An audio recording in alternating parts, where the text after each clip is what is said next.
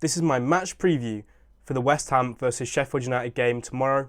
And I've just got to say, to start off with, following that result against Newcastle last week, I've got absolutely no belief that we're going to get anything from this game. Honestly, that may have been like the worst defensive performance I've ever seen, and maybe the worst defensive performance in the history of English football. I know other teams, Southampton, have lost by more goals, but I think that the capitulation was on a level that I've never seen before. I mean, look, the only positive I've got going into this West Ham game is that McBurney's going to come back into the starting lineup probably, because he's such a key player for us, and his hold-up play is vital for us. That's something that we can sort of hold on to in a way. I feel like it just totally changes the way that we play. So yeah, there is a positive to take into this game, which is good. But just to start off with looking how I think we're going to line up.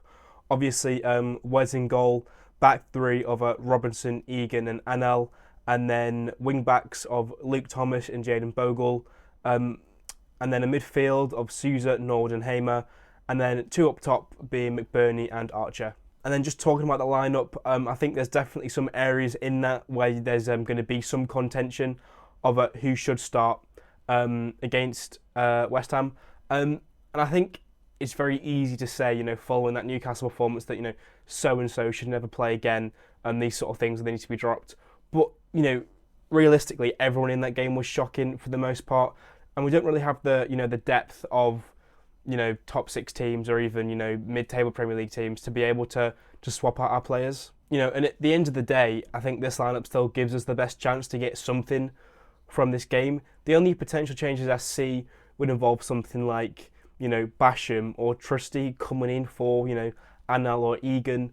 Now I understand that Trusty is by trade a left-sided centre-back, but I don't think we should drop Robinson. To be honest, I think he's the only defender who in that game showed a little bit of something. I thought Anel was shocking for huge portions. He's probably at fault for half the goals, if you want to have that argument.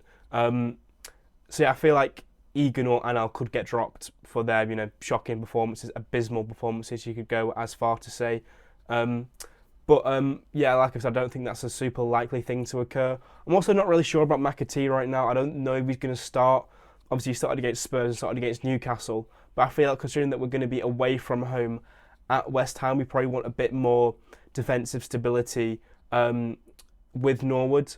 But if he were to play, he'd play instead of Norwood, and then Hamer would drop down into a more of a deeper defensive role. But like I said, I don't think he's going to start. With the way that McAtee wants to play and him being so high up the pitch, I don't really think that's going to be the best, because I think that's just a bit too dangerous considering we're going to be at West Ham away. But look, this game is absolutely huge for us. I think considering that, Luton and Burnley are playing each other in a few days, we need to get something here, otherwise we're going to start to get cut adrift. And, we all saw what happened last time we were in the Premier League, that as soon as you get cut adrift by, any real margin, the season might as well be over. So what we need is our big players, Egan, Norwood, Anel, to start pulling their weight a little bit more for the team and just deliver something for us in this game. Because look, what we know about West Ham is that they're a really dangerous team this year, particularly from set pieces from Ward-Prowse, and then additionally on the counter-attack when they have players like Jared Bowen, Paqueta, Antonio, who can all either run out defences or make chances. And I think with how we've been defensively this season, with how poor we've been defensively this season, I think they're going to make real issues for us, particularly set pieces. I mean, some of the goals we conceded from corners this year have been absolutely abysmal.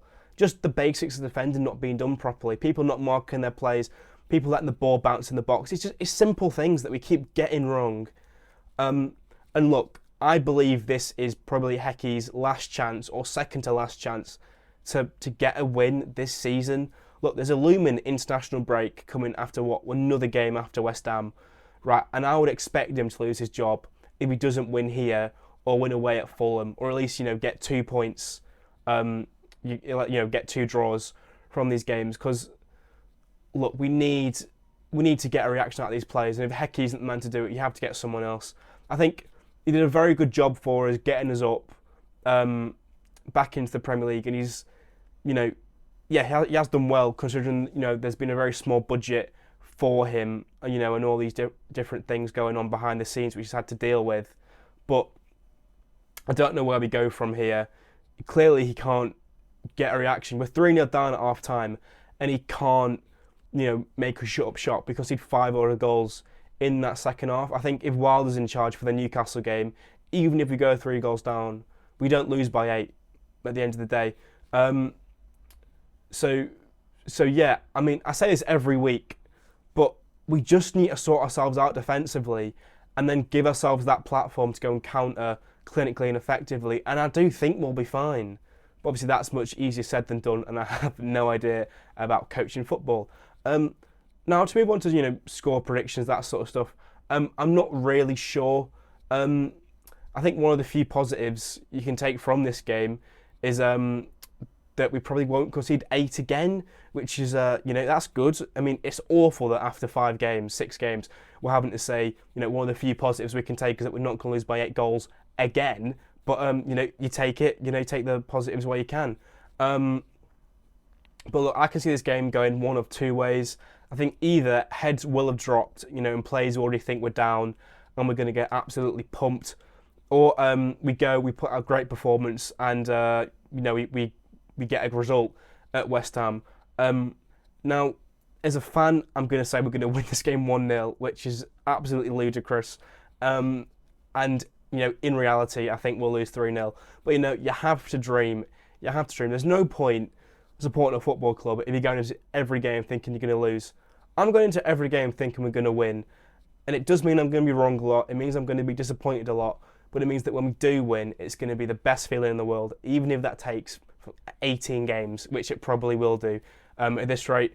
But yeah, that's all I've got to say for this preview. Thanks for watching.